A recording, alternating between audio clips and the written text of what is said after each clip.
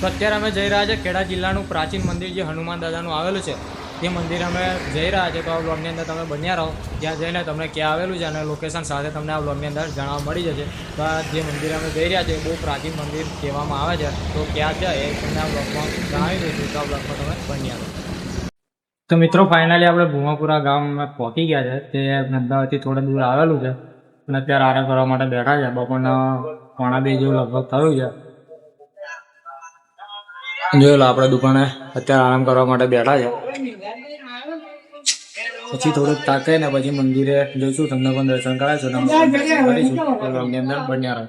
તો હવે આપણે આરામ કરીને મંદિર તરફ આપણે જઈ રહ્યા છે। આ રીતનું અહીંયા બજાર આવેલું છે અને આ વર્ષો એટલે બહુ વર્ષો જૂનું આ મંદિર આવેલું છે। અહીંયા 100% તમારી મનોકામના પૂરી થાય છે અને અહીંયા બહુ જ પબ્લિક આવે છે અને અત્યારે બપોરનો સમય છે એટલે પબ્લિક પણ થોડુંક ઓછું રહેશે, તો આપણે દર્શન પણ વહેલા થઈ જાય છે।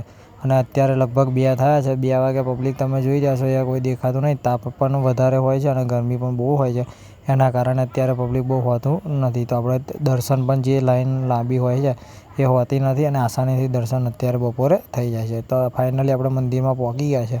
તો આ રીતનું અહીંયા મંદિર આવેલું છે, આ પણ બહુ પ્રાચીન જમાનાનું આવેલું એવું કહેવામાં આવે છે અને અમદાવાદથી થોડે દૂર આવેલું છે અને લોકેશનમાં તમે મારશો ભૂમાપુરા ટેમ્પલ તો તમને એમાં લોકેશન મળી જશે।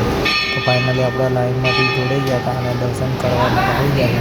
તો દર્શન કરીને તમે ઉપર જોઈ રહ્યા છો કે લાઈનમાં ઊભા થાય છે અને એક અલગ મંદિર આવ્યું છે અને ઉપર એક્ઝેક્ટ આ રીતનું મંદિર આવ્યું છે અને થોડા આગળ આવશું એટલે મનોકામના તમારે પૂરી કરવી હોય તો આપણે અંદર ભોયરામાં ના જવું હોય તો આપણે તેલ અને સિંદૂર ચડાવી શકીએ છીએ। અને શનિદેવ મહારાજને પણ તો આપણે દર વ્લોગની અંદર તમને હું કહું છું જ। અને પછી બીજું એક આ રીતનું આવેલું છે મંદિર, આપણે અહીંયા ફાઇનલી દર્શન કરવા માટે જઈએ અને તમને પણ દર્શન કરાવી દઈએ।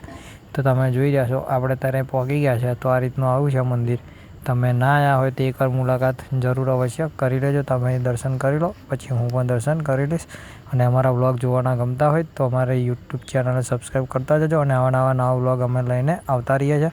અને આ મંદિર વિશે ઘણી બધી માહિતી આપણી જોડે છે નહીં, જેને પણ હોય તો આપણે આ બ્લોગની અંદર આપણે કોમેન્ટ કરતા જજો। તો મળીએ એક નેક્સ્ટ બ્લોગની અંદર।